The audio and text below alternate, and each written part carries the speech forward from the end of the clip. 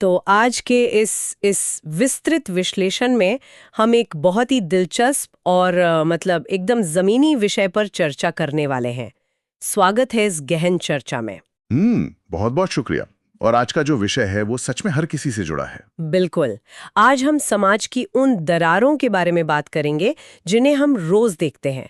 मतलब जाति, धर्म, लिंग और क्षेत्र के आधार पर बटा हुआ समाज। हम सभी जानते हैं कि ये दरारें मौजूद हैं, लेकिन आज हम जिस चीज की परतें उधेड़ने वाले हैं वो ये है कि राजनीति कैसे कैसे इन बंटवारों को अपना हथियार बनाती है, या फिर कभी-कभी इन घावों को कैसे भरती भी है। सही कहा। आज हमारे टेबल पर जो रिसर्च पेपर, ऐतिहासिक दस्तावेज और कुछ बहुत ही अहम डेटा मौजूद हैं, वो सिर्फ पन्नों पर लिखे आंकड़े नहीं हैं। वो एक ऐसा नक्शा है जो हमें बताते हैं कि एक लोकतंत्र असल में काम कैसे करता है। बिल्कुल। और देखिए, इन दस्तावेजों की गहराई में उतरने से पहले एक बहुत ही जरूरी बात साफ कर देना सही रहेगा। वो डिस्क्लेमर वाला हिस्सा। हाँ, क्योंकि आज की चर्चा में कई ऐसे संवेदनशील मुद्दे सामने आएंगे, जैसे जातीय संघर्ष हो गया, सांप्रदायिक तनाव और सामाजिक असमानता। सुनने वालों के लिए ये जानना बहुत महत्वपूर्ण है कि हमारा उद्देश्य यहाँ किसी भी राजनीतिक विचारधारा, दल या किसी पक्ष का समर्थन या विरोध करना बिल्कुल नहीं है। एकदम सही। हम यहाँ पूरी तरह से एक निष्पक्ष चश्मे से चीजों को देख रहे हैं। हमारा काम केवल ये समझना है कि जो घटनाएं इतिहास या वर्तमान में घटी हैं, उनके पीछे का विज्ञान क्या है और एक लोकतांत्रिक व्यवस्था पर उनका क्या असर पड़ता है। ये बहुत जरूरी स्पष्टीकरण था, क्योंकि अक्सर जब हम न्यूज़ देखते हैं या मतलब अखबार पढ़ते हैं तो हर जगह जाति या धर्म की राजनीति ही नजर आती है। तो दिमाग में एक सवाल आता है, क्या समाज में मौजूद हर अंतर, हर विभिन्नता लोकतंत्र के लिए एक खतरा है, एक टाइम बम है? यहीं पर चीजें बहुत दिलचस्प हो जाती हैं। क्या हर बंटवारे का अंजाम हिंसा ही होता है? इसका जवाब हमें हमारे पहले दस्तावेज से मिलता है। हाँ, जो क्षेत्रीय और नस्लीय विभाजन की बात करता है। जब एक मामूली सा भाषाई या क्षेत्रीय अंतर एक बड़े संघर्ष में बदल जाता है।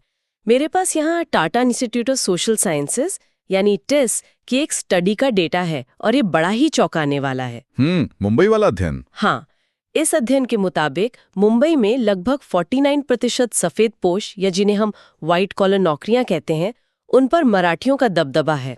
जबकि जो उत्तर भारतीय लोग हैं, जिन्हें कई बार अपमानजनक तरीके से भैया कहा जाता है, वो ज्यादातर छोटे मोटे रोजगार या ब्लू कॉलर कामों में लगे हुए हैं। देखिए, इस आंकड़े के पीछे एक बहुत बड़ा जनसांख्यिकीय बदलाव छिपा है जिसे समझना जरूरी है।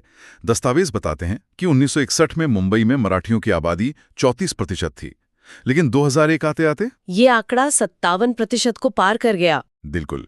अब हुआ ये कि दक्षिण भारत और उत्तर भारत के बाकी राज्यों में जब विकास तेज हुआ तो वहां से लोगों का मुंबई पलायन कम हो गया, लेकिन बिहार और उत्तर प्रदेश से रोजगार की तलाश में लोगों का आना जारी रहा। तो आबादी का संतुलन बिगड़ने लगा। हाँ, और जब इस तरह का आर्थिक और आबादी का अंतर एक ही शहर में तेजी से बढ़ता है तो वो एक प्रेशर कुकर की तरह बन जाता है। रोजगार की कमी और आर्थिक असुरक्षा की भावना पैदा होती है, और यहीं पर कुछ राजनेता इस प्रेशर कुकर की सीटी का फायदा उठाते हैं। क्षेत्रीय अस्मिता की भावना भड़काई जाती है और नतीजा वही होता है जो हमने मुंबई में उत्तर भारतीयों के खिलाफ हुई क्षेत्रीय हिंसा के रूप में देखा। तो मुंबई हमें दिखाता है कि जब आर्थिक हताशा और क्षेत्रीय पहचान आपस में टकराते हैं तो क्या होता है। लेकिन क्या इसका अंजाम हमेशा ऐसा ही हिंसक होना तय है? क्या इसे रोका नहीं जा सकता था? बिल्कुल रोका जा सकता है, और इसके जवाब के लिए हमारे स्रोत हमें दुनिया के दूसरे कोने बेल्जियम ले चलते हैं। अरे हाँ, बेल्जियम का उदाहरण बहुत सटीक है यहाँ पर। बेल्जियम में भी एक ऐसा ही जनसांख्यिकीय टाइम बॉम्ब टिक टिक कर रहा था। वहाँ 59% लोग डच बोलते हैं और 40% लोग फ्रेंच बोलते हैं। लेकिन उनकी जो राजधानी है ब्रुसेल्स, वहाँ कहानी एकदम उल्टी है। एकदम उल्टी। ब्रुसेल्स में 80% आबादी फ्रेंच बोलने वालों की है और वे डच बोलने वालों के मुकाबले कहीं ज्यादा समृद्ध और ताकतवर हैं। तनाव वहां भी बहुत गहरा था, लेकिन मुंबई की तरह बेल्जियम की सड़कों पर खून खराबा मुख्यधारा नहीं बन पाया। क्योंकि बेल्जियम ने एक बहुत ही परिपक्व रास्ता चुना। उन्होंने इस तनाव को एक टकराव में बदलने के बजाय सत्ता की साझेदारी का एक बेहतरीन मॉडल तैयार किया। मतलब उन्होंने अपनी सरकार के ढांचे में ही बदलाव कर दिया। बिल्कुल। बेल्जियम के नेताओं ने ब्रुसेल्स के लिए एक अलग सरकार बनाई जहां दोनों समुदायों को बराबर का प्रतिनिधित्व दिया गया। उन्होंने ये स्वीकार किया कि अंतर मौजूद हैं, लेकिन उन अंतरों का सम्मान करते हुए एक ऐसा सिस्टम बनाया जहां किसी को भी ये महसूस ना हो कि उसे दबाया जा रहा है। और अगर हम मुंबई वाले टकराव को भारतीय संविधान की कसौटी पर तौलें तो तस्वीर बहुत अलग नजर आती है। हाँ, वो हिंसा हमारे मूल अधिकारों पर एक सीधा प्रहार थी। भारतीय संविधान का अनुच्छेद 19 देश के हर नागरिक को यह स्वतंत्रता देता है कि वो भारत में कहीं भी जा सकता है, बस सकता है और रोजगार कर सकता है। और अनुच्छेद 15 धर्म, जाति या जन्म स्थान के आधार पर किसी भी तरह के भेदभाव को रोकता है। सही कहा। बेल्जियम ने जहां अपने नागरिकों को साथ लाने के लिए संविधान में बदलाव किए, वहीं हमारे यहां स्थानीय राजनीति ने सीधे संविधान की अवहेलना की। ये एक बहुत बड़ी विडंबना है कि किताबों में लिखे कानून और सड़क की हकीकत में इतना फासला होता है। खैर, ये दरारें सिर्फ क्षेत्र या भाषा तक सीमित नहीं होती। जब बात नस्ल की आती है तो दर्द और गहरा हो जाता है। 1968 के मेक्सिको ओलंपिक की घटना। हाँ, आज के दस्तावेजों में उस घटना का जिक्र है और वो आज भी रोंगटे खड़े कर देती है। 200 मीटर दौड़ का पदक समारोह चल रहा था। 2 अफ्रीकी अमेरिकी एथलीट्स टॉमी स्मिथ और जॉन कार्लोस पदक जीतने के बाद पोडियम पर खड़े थे, लेकिन उन्होंने जूते नहीं पहने थे। पैरों में सिर्फ काले मोजे थे। हाँ, उन्होंने अपने हाथों में काले दस्ताने पहन रखे थे और जब अमेरिका का राष्ट्रगान बजा तो उन्होंने अपनी मुट्ठी हवा में उठा दी। और सबसे दिलचस्प बात, उनके साथ रजत पदक जीतने वाले जो श्वेत ऑस्ट्रेलियाई धावक थे, पीटर नॉर्मन, उन्होंने भी अपनी छाती पर मानव अधिकार का एक बिल्ला लगाकर उनका साथ दिया। वो कोई आम खेल का मैदान नहीं था, वो एक खामोश लेकिन बहुत जोरदार धमाका था। बिल्कुल, वो दृश्य केवल खेल के इतिहास का नहीं बल्कि नागरिक अधिकारों के संघर्ष का एक अमर प्रतीक बन गया। बिना जूतों के पोडियम पर खड़े होना अमेरिकी अश्वेतों की भयानक गरीबी को दर्शा रहा था, और हवा में उठी वो काली मुट्ठी ब्लैक पावर यानी अश्वेत शक्ति का ऐलान थी। एक तरह से वो पूरी दुनिया को अपनी हकीकत दिखा रहे थे। हाँ, लेकिन इसमें पीटर नॉर्मन का किरदार सबसे ज्यादा सोचने पर मजबूर करता है। पीटर ना तो अमेरिकी थे और ना ही अश्वेत, फिर भी वे उस विरोध में शामिल हुए। ये घटना बताती है कि अन्याय के खिलाफ आवाज उठाने के लिए ये जरूरी नहीं है कि आप उसी पीड़ित समुदाय का हिस्सा हों। जब किसी सामाजिक अंतर या भेदभाव को लंबे समय तक एक समाज में दबाकर रखा जाता है तो वो ज्वालामुखी की तरफ वैश्विक मंचों पर भी फूटकर बाहर आ ही जाता है। इन सारे उदाहरणों को सुनकर दिमाग में ये बात आती है कि बेल्जियम बच गया, लेकिन कुछ समाज टूट जाते हैं। क्या कोई ऐसा फॉर्मूला है जो ये तय करता है कि सामाजिक अंतर का अंजाम क्या होगा? स्रोतों में इस पर एक बहुत ही स्पष्ट थ्योरी दी गई है। इसके अनुसार किसी भी लोकतंत्र का भविष्य 3 मुख्य बातों पर निर्भर करता है। वो 3 निर्धारक तत्व? हाँ, अगर हम टुकड़ों में बंटी घटनाओं को एक बड़ी तस्वीर में रखकर देखें तो 3 चीजें सबसे अहम होती हैं। पहली चीज है स्व पहचान, यानी लोग खुद को किस नजरिए से देखते हैं। Self identity. बिल्कुल। अगर किसी देश के लोग अपनी पहचान को सिर्फ एक छोटे से दायरे में बांध लेते हैं, जैसे कि मैं सिर्फ एक विशेष भाषा बोलने वाला हूं या मैं सिर्फ इसी क्षेत्र का हूं, तो समाज का टूटना लगभग तय है।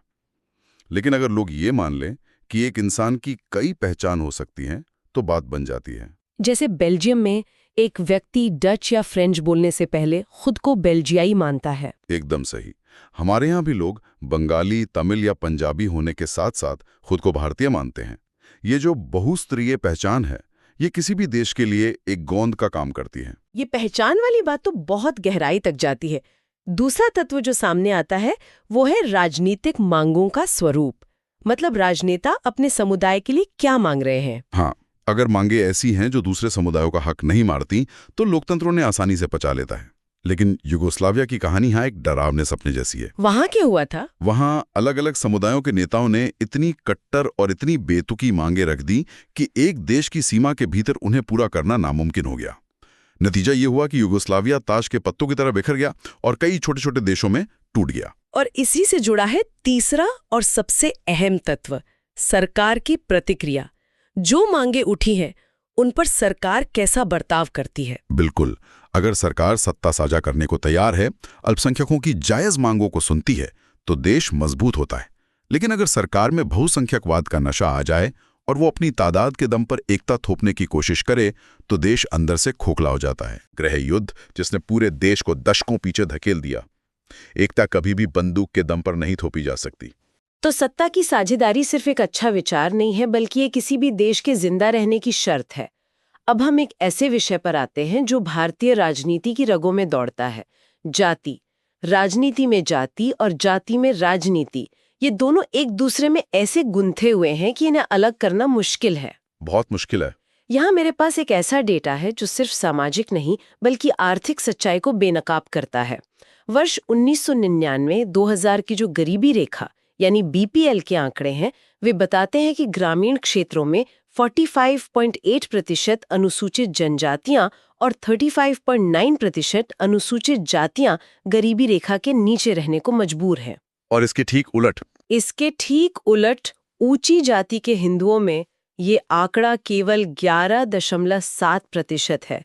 ये सिर्फ एक सामाजिक लकीर नहीं है, ये एक बहुत गहरी आर्थिक खाई है। और इस खाई को समझना बहुत जरूरी है। समाजशास्त्र में इसे ओवरलैपिंग डिफरेंस कहते हैं। इसे समझने के लिए एक उदाहरण लेते हैं। मान लीजिए एक इंसान ने अपनी पीठ पर एक भारी बैग टांग रखा है। समाज में पिछड़ा होना उस बैग में रखा एक भारी पत्थर है। अब अगर वो इंसान आर्थिक रूप से भी गरीब है तो वो गरीबी उस बैग में एक और भारी पत्थर बन जाती है। जब एक ही समुदाय पर सामाजिक पिछड़ेपन और आर्थिक तंगी दोनों का बोझ एक साथ लाद दिया जाता है तो उस बैग की पट्टियां टूटनी तय हैं। और दलित और आदिवासी समुदाय सदियों से इसी ओवरलैपिंग डिफरेंस का शिकार रहे हैं। हमारे स्रोत में महाराष्ट्र के मशहूर कवि नामदेव ढसाल की एक कविता दी गई है जो इस दर्द को कागज पर उतार देती है। हाँ, वो बहुत ही मार्मिक कविता है। वो सच में दिल को चीर देती है। उसकी कुछ पंक्तियां इस तरह हैं: सदियों तक सफर किया उन लोगों ने, लेकिन अब हमें कहना है ना, अंधेरे की इस पथ यात्रा से, सदियों से बोझ उनके पीठ से, इस अनुपम नगर के लिए ही बिखरा था हमारा लहू और बदले में ये मिला खाने को पत्थर। बहुत गहरी बात कही उन्होंने। इन शब्दों में जो गुस्सा और जो बेबसी है वो सिर्फ एक कवि की कल्पना नहीं है, ये उस पूरी आबादी का इतिहास है जिसने बड़े बड़े शहर बसाने में अपना खून पसीना एक कर दिया, लेकिन जब सत्ता और सुख बांटने की बारी आई तो उन्हें समाज के सबसे आखिरी कोने में धकेल दिया गया। एकदम सटीक बात है। और इसी वंचना से जन्म होता है जाति और राजनीति के उस जटिल रिश्ते का। कई बार ऐसा लगता है कि राजनेता सिर्फ अपने फायदे के लिए जातियों को मोहरा बनाते हैं। जब चुनाव आते हैं तो अचानक से नेताओं को अपनी और मतदाताओं की जाति याद आ जाती है। वे टिकट बांटते समय देखते हैं कि किस इलाके में किस जाति का दबदबा है। लेकिन ये सिर्फ एक तरफा खेल नहीं है। इन दस्तावेजों में एक बहुत बड़ी सच्चाई ये भी है कि खुद जातियां भी राजनीति का इस्तेमाल कर रही हैं। बिल्कुल। यानी जो मोहरे हैं वे खुद भी बिसात बिछा रहे हैं। ये कैसे होता है? ये ऐसे होता है कि कोई भी एक जाति अकेले चुनाव नहीं जीत सकती। बिल्कुल। इसलिए जो जातियां सदियों से सत्ता से दूर थीं, वे अब राजनीति का इस्तेमाल एक औजार की तरह कर रही हैं। बिल्कुल। अलग अलग छोटी जातियां मिलकर बड़े गठबंधन बना लेती हैं, जैसे हम आज न्यूज में सुनते हैं। हाँ, आज हम पिछड़ा या महादलित जैसे जो शब्द सुनते हैं, वे सिर्फ सामाजिक शब्द नहीं रह गए हैं, वे नए राजनीतिक समूह बन चुके हैं। बिल्कुल। वे समझ गए हैं कि अगर सम्मान और अधिकार चाहिए तो सत्ता के गलियारों तक पहुंचना ही होगा। तो ये एक ऐसा दो तरफा रास्ता है जहां राजनीति जाति का फायदा उठाती है और जातियां अपने उत्थान के लिए राजनीति का इस्तेमाल करती हैं। ये एक बहुत ही रोचक और विडंबना से भरी स्थिति है। एक तरफ हम आधुनिकता की बात करते हैं और दूसरी तरफ जातियों के नए नए समीकरण बन रहे हैं। खैर, जाति के बाद जो दूसरा सबसे बड़ा मुद्दा राजनीति को चलाता है वो है धर्म।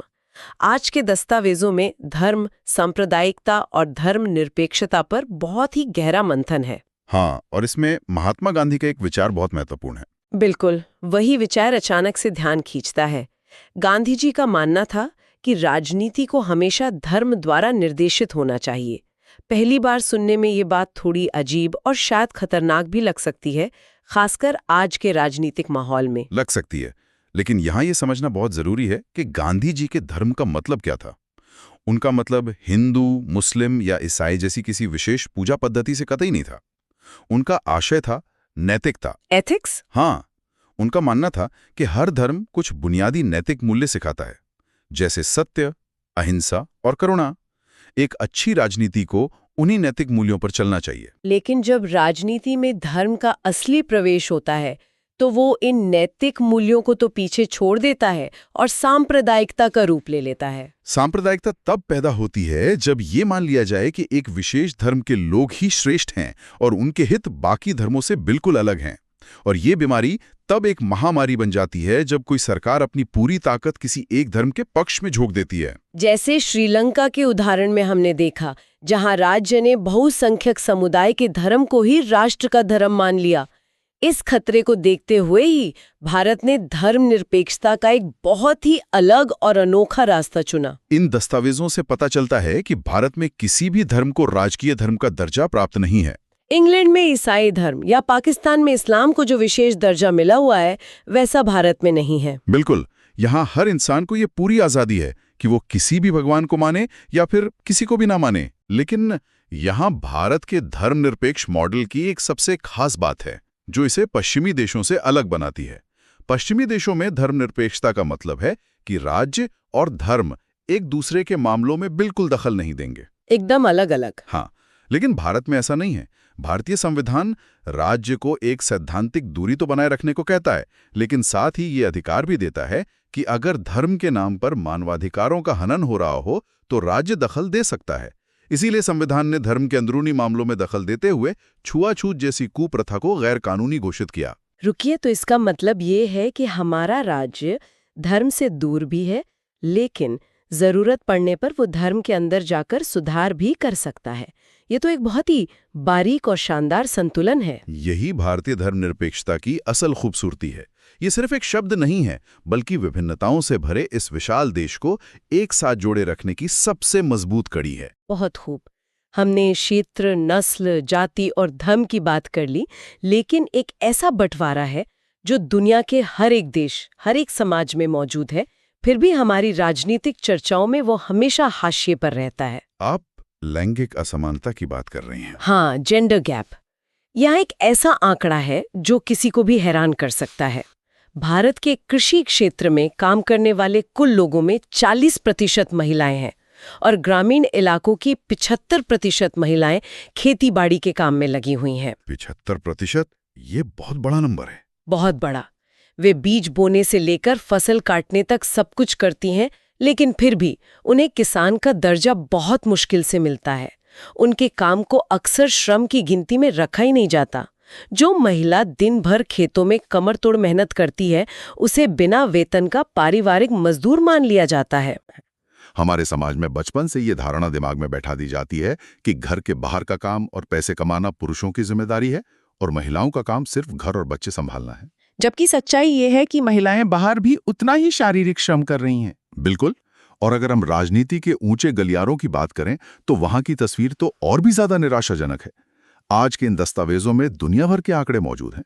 अमेरिका जैसे देश में, जो खुद को दुनिया का सबसे पुराना और विकसित लोकतंत्र कहता है, वहां की राष्ट्रीय प्रतिनिधि सभा में महिलाओं की हिस्सेदारी सिर्फ 16.2% है। और फ्रांस में ये आंकड़ा 13.9% पर अटका हुआ है। ये साबित करता है कि दुनिया का कोई भी हिस्सा हो, सत्ता के असली रिमोट कंट्रोल से महिलाओं को आज भी बहुत दूर रखा गया है। और ये थोड़ी बहुत जो जगह मिली भी है, वो कोई उपहार में नहीं मिली।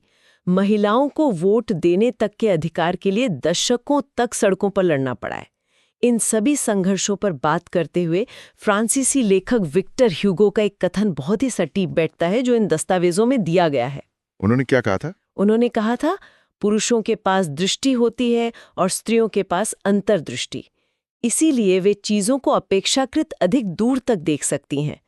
अगर आधी आबादी को जो दूर तक देखने की क्षमता रखती है, नीति निर्माण और फैसले लेने की प्रक्रिया से बाहर रखा जाएगा, तो कोई भी समाज अपनी पूरी क्षमता तक कभी नहीं पहुंच सकता। बिल्कुल सही। इस पूरी चर्चा को अगर एक धागे में पिरोया जाए तो निष्कर्ष यही निकलता है कि समाज में अंतर होना, चाहे वो भाषा का हो, लिंग का हो या जाति का, कोई खतरे की घंटी नहीं है। ये विभिन्नताएं ही किसी समाज को रंगीन और जीवंत बनाती हैं। असली समस्या तब शुरू होती है जब इन अंतरों का इस्तेमाल राजनीतिक रोटियां सेकने के लिए किया जाने लगता है। एकदम सही। सुनने वालों के लिए इस पूरे विश्लेषण का सबसे बड़ा फायदा यह है कि जब भी अगली बार टीवी पर कोई न्यूज़ चल रही हो या चुनाव के समय बड़े बड़े भाषण दिए जा रहे हों, तो इन दस्तावेजों में छुपी ये जानकारी एक साफ चश्मे का काम करेगी। ये पहचानने में मदद मिलेगी कि कौन सा मुद्दा सच में देश के विकास का है और कौन सा मुद्दा सिर्फ हमारी भावनाओं को भड़काकर वोट बटोरने का एक हथकंडा है। ये सच में सूचनाओं के इस महासागर में एक बहुत ही साफ चश्मा है। और आज की इस पूरी चर्चा से दिमाग में एक ऐसा सवाल पैदा होता है जो सच में सोचने पर मजबूर कर देता है। वो क्या? देखिए, एक तरफ हम देख रहे हैं कि आज के दौर में साक्षरता बढ़ रही है। लोग गांव से निकलकर शहरों में आ रहे हैं। मेट्रो में सफर करते समय या ऑफिस में एक साथ काम करते समय कोई किसी की जाति या धर्म नहीं पूछता। ऐसा लगता है कि आधुनिकीकरण पुरानी जंजीरों को तोड़ रहा है। हाँ, ये बदलाव तो दिख रहा है। लेकिन दूसरी तरफ वही राजनीति चुनाव आते ही उन टूटती हुई जंजीरों को फिर से वेल्डिंग करके जोड़ने लग जाती है। जरा सोचिए, आज से कुछ दशकों बाद जब ये समाज पूरी तरह से डिजिटल हो जाएगा, जब आर्टिफिशियल इंटेलिजेंस और तकनीक हमारी जिंदगी का हर हिस्सा चला रहे होंगे, तो क्या राजनेताओं को लोगों को बांटने के लिए धर्म और जाति से आगे बढ़कर कोई बिल्कुल नया तरीका खोजना पड़ेगा? ये बहुत ही दिलचस्प नजरिया है। क्या भविष्य की राजनीति का बंटवारा धर्म और जाति पर नहीं, बल्कि इस आधार पर होगा कि किसके पास कितना डेटा है और कौन किस आर्थिक क्लास से आता है? ये भविष्य की राजनीति पर एक बहुत ही गहरा और विचार करने लायक सवाल है। आने वाले समय में सत्ता की साझेदारी किस बुनियाद पर होगी, ये देखना यकीनन बहुत दिलचस्प होने वाला है। बिल्कुल, और इसी विचारोत्तेजक सवाल के साथ हम आज के इस विस्तृत विश्लेषण को यहीं विराम देते हैं। हमारे साथ जुड़ने और समाज की इन जटिल परतों को हमारे साथ खोलने के लिए बहुत बहुत धन्यवाद। मिलते हैं अगली बार एक नए विषय, नए दस्तावेजों और एक नई चर्चा के साथ। सवाल पूछते रहिए और चीजों को गहराई से देखते रहिए।